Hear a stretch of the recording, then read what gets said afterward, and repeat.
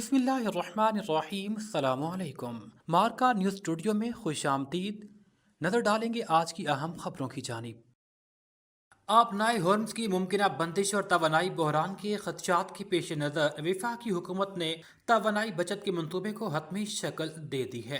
ذرائع کے مطابق پیٹرولیم مصنوعات کی طلب کم کرنے کے لیے یہ طریقہ کار طے کیا گیا ہے، جس کے بعد قیمتوں میں ہر ہفتے رد و بدل کیا جائے گا۔ دوسری جانب ذرائع نے کہا ہے کہ پہلے مرحلے میں کووڈ-19 وبا کے دوران اپنائے گئے طریقہ کار کی طرز پر تعطیلات میں اضافے کی پالیسی بنائی جائے گی۔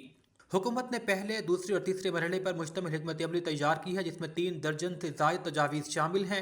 پہلے مرحلے میں حکومت سرکاری شعبہ جات میں اقدامات نافذ کرے گی۔ دوسرے مرحلے میں نجی اسکول، جامعات اور ہسپتالوں میں آن لائن اسائنمنٹس کا نظام متعارف کروایا جائے گا۔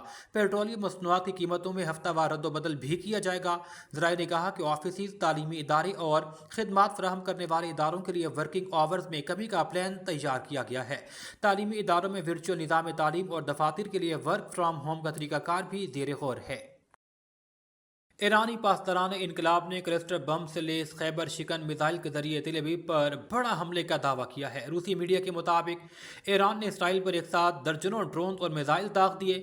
فوری طور پر یہ واضح نہیں ہو سکا کہ کتنا نقصان ہوا۔ رپورٹس کے مطابق تل ابیب کی فضائی صورتحال دکھانے والے ایک لائیو کیمرے کو حملے کے دوران اچانک نیچے سڑک کی جانب موڑ دیا گیا تاکہ آسمان میں داخل ہونے والے ایرانی میزائل کی تصاویر نشر نہ ہو سکیں۔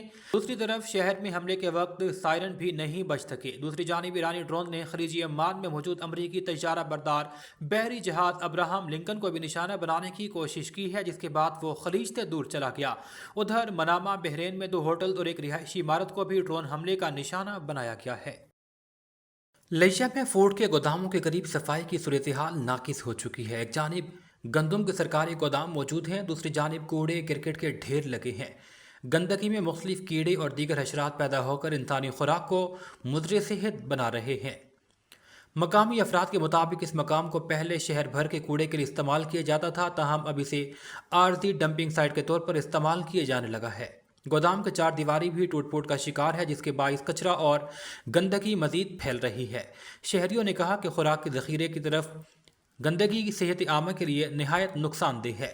یہ مناظر فورڈ گودام کے اطراف کے ہیں، جہاں صفائی کے ناقص انتظامات واضح دکھائی دیتے ہیں۔ گودام کی 4 دیواری جگہ جگہ سے ٹوٹ پھوٹ کا شکار ہے۔ مقامی شہریوں نے ضلعی انتظامیہ سے مطالبہ کیا ہے کہ فوری طور پر صفائی کے مؤثر انتظامات کیے جائیں، گودام کی 4 دیواری کی مرمت کروائیں تاکہ مستقل بنیادوں پر مسئلے کا حل نکالا جا سکے۔ لیبیا سے اپڈیٹ کریں گے۔ Deputy chief wildlife ranger Sargodha region Naeem Tahir کی ہدایات پر assistant chief wildlife ranger ضلع لیبیا کاشف حمید کی سربراہی میں Malik Arsalan senior wildlife ranger تحصیل کروڑ نے علاقہ بیٹ مونگڑ میں کارروائی کرتے ہوئے ناجائز شکار مرغابی کرنے پر 2 ملزمان کو گرفتار کر لیا۔ بعد ازاں assistant chief wildlife ranger ضلع لیبیا نے 1,35,000 روپے کا جرمانہ عائد کیا۔ چوک اعظم شہر اور تحصیل چوبارہ کے سرکاری اسکول کے نادار، یتیم اور مستحق طلباء میں سماجی تنظیم انوا گروپ آف کمپنیز کے تعاون سے یونیفارم تقسیم کیے گئے۔ ڈپٹی کمشنر آصف علی ڈوگر نے یونیفارم تقسیم کیے۔ اس حوالے سے تقریب گورنمنٹ گرلز ہائی اسکول چوک اعظم میں منعقد کی گئی۔ سی ای او تعلیم ڈاکٹر عبدالقیوم خان، افسران تعلیم ڈی ای او رضوان گجر، شمشیر حسین، پروگرام کے بانی کوآرڈینیٹر گورنمنٹ مسلم ہائی اسکول چوک اعظم، انگلش ٹیچر مقبول ہراج، ملک عاطف نواز اور دیگر افسران، ہیڈ مسٹریس، اسکول معلمات بھی موجود تھیں۔ طلباء نے خوبصورت ٹیبلوز پیش کیے۔ ڈپٹی کمشنر آصف علی ڈوگر نے اس موقع پر گفتگو میں کہا، مستحق اور کم آمدن والے طبقات کی مدد صدقہ جاریہ ہے۔ طالبات کی حوصلہ افزائی اور خود اعتمادی میں اضافہ کر کے ملک اور قوم کے کارآمد شہری بنایا جا سکتا ہے۔ انہوں نے کہا، اسکولوں میں مساوات اور ہم آہنگی کو فروغ دے کر بہترین معاشرہ تشکیل دیا جا سکتا ہے۔ انہوں نے مزید کہا، وزیر اعلیٰ پنجاب مریم نواز شریف تعلیم کے شعبے میں بالخصوص بچیوں کی تعلیم کے لیے بہترین اقدامات اٹھا رہی ہیں۔ ایک بچی کی تعلیم ایک کنبے اور نسل کو تعلیم دینے کے برابر ہے۔ سماجی تنظیموں اور مخیر حضرات کی جانب سے طلباء کو یونیفارم کی فراہمی قابل ستائش اقدام ہے۔ انہوں نے کہا، انوا گروپ آف کمپنیز کے تعاون سے 4500 طلباء کو یونیفارم فراہم کیے جا رہے ہیں، جس سے انہیں موسم کے مطابق ضروریات پوری کرنے میں مدد ملے گی۔ تقریب میں نمایاں کارکردگی کا مظاہرہ کرنے والے پوزیشن ہولڈر طلباء میں انعامات اور کیش انعامات بھی تقسیم کیے گئے۔ شجرکاری مہم کے تحت ڈپٹی کمشنر نے پودا بھی لگایا۔ بعد ازاں گورنمنٹ بوائز مسلم ہائی اسکول چوک اعظم میں طلباء میں یونیفارم تقسیم کیے گئے اور شجرکاری مہم کے تحت پودے لگائے گئے۔